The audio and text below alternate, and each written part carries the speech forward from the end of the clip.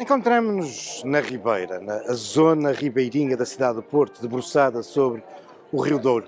E aqui encontramos um singelo monumento que é dos mais populares da cidade. É mesmo uma das mais importantes manifestações de religiosidade popular da cidade do Porto, as Alminhas da Ponte. No seu aspecto atual, elas datam de 1897, este relevo em bronze da autoria de Teixeira Lopes Pai, mas neste painel metálico veio substituir uma pintura mais antiga que aqui se localizava. E localizava-se praticamente desde o acontecimento que está na origem destas alminhas. 29 de março de 1809. É uma das páginas mais negras na história do Porto. É o dia em que as tropas de Napoleão, comandadas pelo Marshal Soult, que vinha comandando aquela que era a segunda invasão francesa do nosso país. Bom, nesse dia 29 de março, às primeiras horas da manhã, o exército napoleónico irrompe pela cidade. O Porto sabia que as tropas de Napoleão estavam às portas do Porto, tinham chegado no dia anterior, depois de há já vários dias terem cruzado a fronteira a norte, terem tomado Braga e avançado em direção ao Porto, a partir de onde, nos planos de Napoleão, se deveria avançar em direção a Lisboa. Mas o Porto estava convencido que ia conseguir suster a avançada napoleónica, tinha preparado uma linha de defesa, que às primeiras horas do dia 29 de março, as tropas de Napoleão vão muito facilmente ultrapassar, apanhando de surpresa a população do Porto, que por isso foge rapidamente para a margem sul, para Gaia. E para isso socorrem-se de uma ponte que tinha sido inaugurada há pouco tempo antes, uma ponte de barcas, um estrado assente num conjunto de barcos colocados ao lado uns dos outros. Mas a ponte foi incapaz de receber a multidão, a mole humana que se vai servir dela e acaba por, logo no início da ponte, acaba por ruir, fazendo com que muitas das pessoas que chegam à ponte sejam empurrados por aqueles que vêm atrás. Um após os outros, as pessoas vão caindo nas águas, as águas de março, com grande correnteza, e terão morrido dezenas e dezenas de portuenses. A tradição diz que morreram milhares, provavelmente com algum exagero. Terão sido, eventualmente, centenas, seguramente, dezenas de portuenses, naquele que é a maior tragédia de que há registro na cidade. E por isso, logo, pouco tempo depois, em frente ao sítio onde ficava a ponte, vai ser erguido estas alminhas, pensando exatamente nas vítimas desta tragédia. Mas o que são, afinal, exatamente as alminhas? Para que servem? Qual o seu significado? Desde quando é que existem alminhas?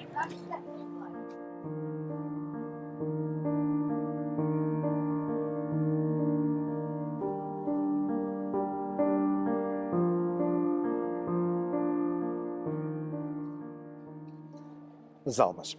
E para responder a estas perguntas, viemos aqui até à Igreja das Almas das Taipas, isto é, à Igreja da Venerável Irmandade de São José das Taipas, instituição fundada nos inícios do século XVII e que resultou, em boa verdade, da junção de 3 outras confrarias que já existiam na cidade e que se vão instalar aqui numa capela pré-existente, mas o aspecto monumental do atual templo começa a tomar forma mesmo no final do século XVIII, em 1795, quando é erguido este sumptuoso imóvel com risco, com projeto de um dos grandes arquitetos portugueses dessa época, o engenheiro Carlos Amarante, um homem marcante quando falamos do neoclássico, e de facto é o estilo neoclássico que impera nesta igreja. Uma igreja que vem também sublinhar a importância,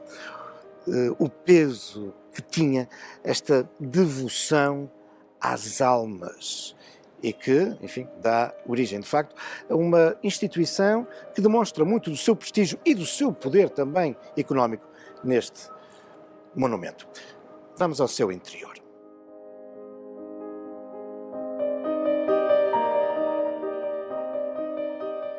Já no interior da igreja, na sua capela mor, não podemos deixar de ficar indiferentes ao grande painel onde a presença das almas no purgatório é mais do que evidente. Bem assim como na imagem de São Nicolau Tolentino, é um dos padroeiros da Irmandade e é também o patrono das almas no purgatório.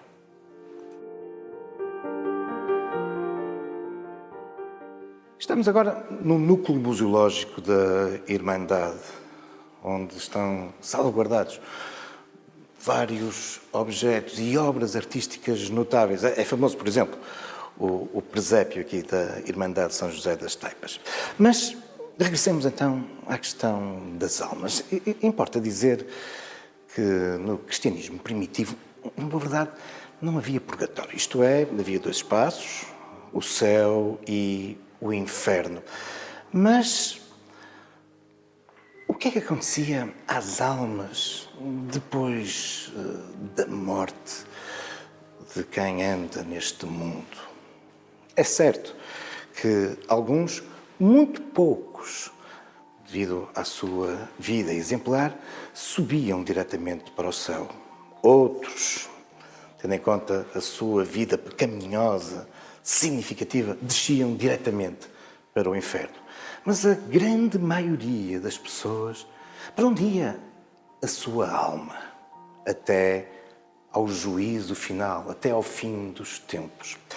Ora, começa então a surgir entre os doutores da Igreja, entre os teólogos, a ideia da existência de um terceiro espaço, aquilo que ficará conhecido como o purgatório. Já no século IV, Santo Agostinho vai-nos falando desse lugar. Mas teremos que esperar pelo século XII para que, pela primeira vez, com Inocêncio IV, um Papa assuma claramente a existência do purgatório. Um sítio onde as almas ficam expectantes até ao fim dos tempos ou onde poderão, entretanto, ir-se purificando para poderem ser resgatadas e subir para o céu. Mesmo assim, vamos ter que esperar ainda algum tempo até que a existência do purgatório se torne um dogma. Sim, o purgatório, onde está grande parte das almas. E esta pintura evoca isso mesmo. No purgatório está a esmagadora maioria das pessoas. O povo, mas não só. Até figuras coroadas, reis, rainhas, bispos, papas. Todos eles acabarão no purgatório. O assumir deste espaço como um dogma da Igreja Católica, algo que não é contestado, acontecerá em meados do século XVI, durante o Concílio de Trento. E o purgatório torna-se mesmo um importante instrumento da Igreja Católica contra a Reforma protestante. Até porque os protestantes não acreditam na existência do purgatório. Mas quais são as suas características? Bom, o purgatório é um limbo, é um espaço de passagem e, por isso, não deixa de ser um espaço simpático, na medida em que está mais próximo do céu do que do inferno. No entanto, não deixa de ser também um espaço de alguma penitência. Na crença tradicional, mas também erudita, o purgatório não deixa de ser, como aqui podemos ver, um espaço de chamas, porque as almas têm que expiar muitos dos seus pecados. Um limbo onde as almas vão então permanecer. Mas vão permanecer durante quanto tempo?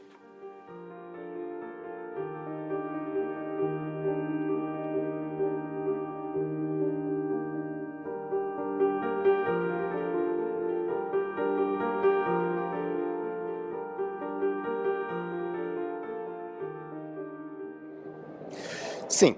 Quanto tempo permanecem as almas no purgatório? Quanto tempo até estarem suficientemente puras para poderem agora subir até ao céu? Claro, tudo depende do tipo de pecados cometidos durante a vida, mas também há um aspecto muito importante neste culto em torno das almas no purgatório. É que estas, para estarem suficientemente purificadas e poder ascender aos céus, para que alguém saia do purgatório, as almas desses mortos dependem dos vivos. Sim, dos vivos. E estamos num local privilegiado para explicar isso. Estamos junto de um dos monumentos mais icónicos da cidade, a Capela das Almas de Santa Catarina, bem famosa pela sua cobertura de azulejos. São mais de 16 mil azulejos produzidos já nos inícios do século XX, pela famosa fábrica de cerâmica de azulejos de Viúva Lamego de Lisboa, azulejos pintados por Eduardo Leite, e que evocam aqui, afinal, os dois grandes patronos da Irmandade responsável por esta capela. A Irmandade das Almas de Santa Catarina e das Chagas de São Francisco. A capela foi aqui construída nos finais do século XVIII, quando esta Irmandade saiu do local até onde até aí se encontrava instalada, anexa ao convento de Santa Clara. Uma Irmandade das almas, que vem com efeito sublinhar a importância que os vivos têm para resgatar as almas do purgatório. Com efeito, são os vivos que, através das suas ações, poderão fazer com que as almas saiam do purgatório. E por isso, esta preocupação dos vivos em rezar missas, mandar rezar missas pela salvação das almas dos falecidos. Por isso, as missas, a seguir ao falecimento, as missas em sufrágio pelas almas de quem morreu. E por isso também esta preocupação em recolher esmolas para se mandar fazer missas, ou então, com essas mesmas esmolas, se juntar o dinheiro necessário para que as velas ou as candeias de azeite estejam a iluminar as almas para as resgatar do purgatório. E sim, e por isso, desde muito cedo, que se vão tornar muito populares as irmandades ou confrarias das almas. Praticamente todas as freguesias tinham confrarias das almas. Algumas vão se, enfim, salientar, nomeadamente aqui no Porto, Irmandade aqui das Almas de Santa Catarina, também como vimos a de São José das Taipas, ou a Irmandade das Almas de Massarelos. Até porque, quando alguém morre, enfim, os seus familiares e amigos irão rezar pela salvação da sua alma. Mas será que vão mesmo? Ora, na dúvida, muita gente acabava por se tornar irmão destas irmandades, destas confrarias, porque se os mais próximos se esquecessem de, enfim, desenvolver todas essas ações para salvar a alma do purgatório, bom, restava-lhe pelo menos a certeza de que estatutariamente estas irmandades iriam assegurar esse trabalho.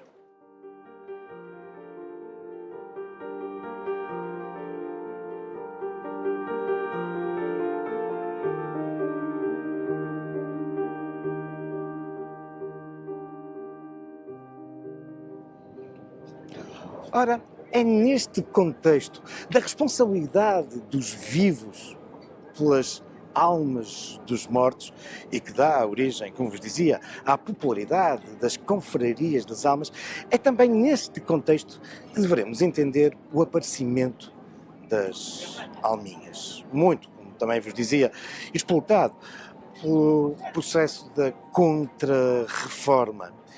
E é por isso, especialmente a partir do século XVII, que nós vamos ver multiplicarem-se as alminhas aqui em Portugal. Sim, porque este é um fenómeno de religiosidade popular muito português. As alminhas, que evocam, por isso, as almas que estão no purgatório.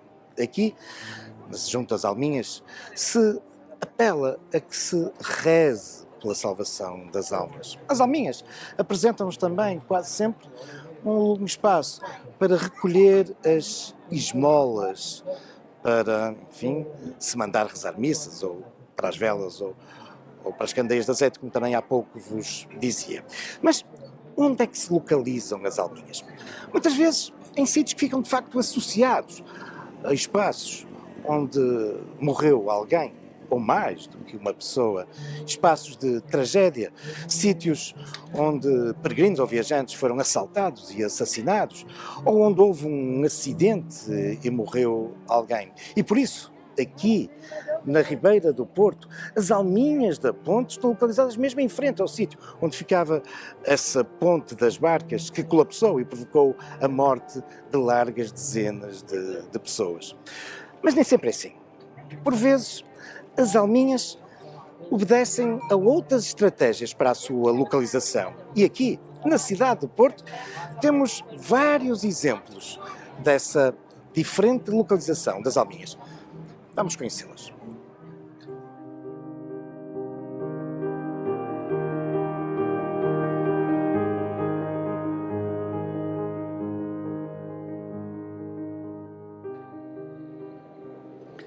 Sim, há outros lugares, há outros locais, para lá daqueles que estão associados à morte ou tragédias, há outros sítios onde nós vemos o culto, a devoção às almas no purgatório. Desde logo, importantes santuários, igrejas e sintomaticamente, ainda hoje, no interior da sé do Porto, ali bem na Catedral, encontramos um espaço para recolher as esmolas para as almas do purgatório. Mas há também um outro sítio privilegiado onde a devoção popular tem colocado alminhas ao longo destes séculos. Isso prende-se com as estradas. Sim, é muito habitual, quando olhamos para o interior das alminhas, vermos para lá da representação, muitas vezes, das almas no purgatório, entre as chamas, vermos uma frase que indica, com algumas variantes, mas qualquer coisa do género: vós que por aqui passais, lembrai-vos de nós que penamos. Vós que por aqui passais. Isto porque, de facto, muitas destas estruturas foram colocadas nas bermas das estradas, porque se estão aí, é porque as pessoas tinham tempo, estavam em viagem, nomeadamente numa época em que ainda não havia automóveis e por isso ou iam a pé ou em transportes puxados a animais demorados. E por isso, lembrai-vos, se estão por aqui a passar, lembrai-vos de nós que estamos a penar. E por isso era uma oportunidade para as pessoas, ou naquele espaço, pararem e rezarem, ou durante o seu percurso, estarem a rezar pela salvação das almas no purgatório. Aliás, sintomaticamente, grande parte das alminhas existentes hoje na cidade do Porto não se encontram propriamente, claro que há algumas exceções que confirmam a regra, mas não se encontram propriamente no centro histórico, na zona antiga, mas sim nas antigas estradas que saíam do Porto. Caso, por exemplo, aqui, já, no Bonfim, umas alminhas que ficavam junto à velha estrada para Valongo e para Trás-os-Montes.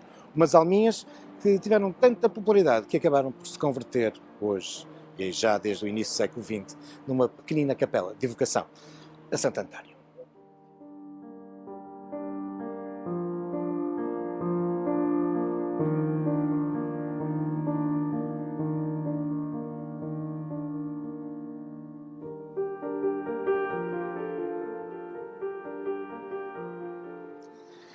Na sua relação com as estradas, a localização das alminhas, por vezes, valoriza também os cruzamentos, particularmente quando, como era o caso aqui no local onde nos encontramos, a Ramada Alta, esses cruzamentos de estrada já se localizavam afastados das cidades.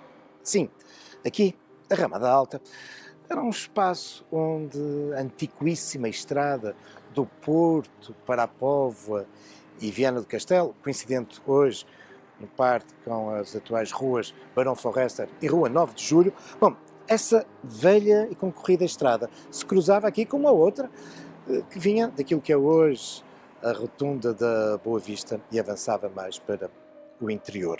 Ora, nesses sítios, nesses cruzamentos, a tradição diz que eram espaços onde muitas vezes aparecia o demo, o Satanás, a tentar as pessoas, a desviá-las do bom caminho. Percebe-se aqui este duplo significado de desviar do caminho que a pessoa está a fazer, mas também do caminho correto, do bom caminho do cristão.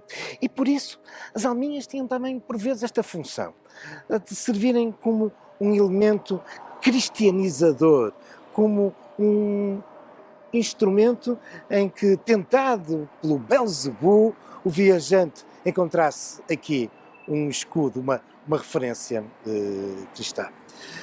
Mas é também importante dizer que esta localização junto das estradas e particularmente nos cruzamentos, de resto, como também muitas vezes junto das pontes, citam também o diabo aparecia a tentar as pessoas para os desviar do bom caminho, mas estas alminhas são com efeito uma expressão de religiosidade popular muito portuguesa. Elas são praticamente inexistentes no resto do mundo católico e são especialmente populares no norte de Portugal. Não há ainda um levantamento exaustivo das alminhas entre nós, mas calcula-se que existam mais de 2000 alminhas a norte do Rio Douro. No caso da cidade do Porto, conhecem cerca de 3 dezenas de alminhas. Algumas, como vimos há pouco no Bonfim, evocam alguns santos, mas grande parte delas, como de resto é habitual, representam as próprias almas no purgatório. Num relativamente recente estudo do investigador e arqueólogo Augusto Lemos, sabemos que existem 20 alminhas na cidade do Porto, onde o purgatório e as almas estão lá representadas. E é aqui este caso das alminhas anexas à capela da Ramada Alta. Nos dias de hoje, já não há quem se ajoelhe e pare junto às alminhas para rezar pelas almas que estão a purificar no purgatório. São muito, muito poucos os que, ao passar, retiram o chapéu. E também, as esmolas que vão caindo são muito, muito raras. Mas persistem as alminhas. Há sempre alguém, há sempre um grupo de zeladores que mantém-nas higienizadas, que continuam a assegurar que a luz das velas, o azeite para as candeias, não falte. Um elemento da religiosidade popular que resiste. Há outros elementos deste tipo da tradição religiosa do nosso país. Mas isso são já outros factos, também algumas lendas, futuros caminhos da história.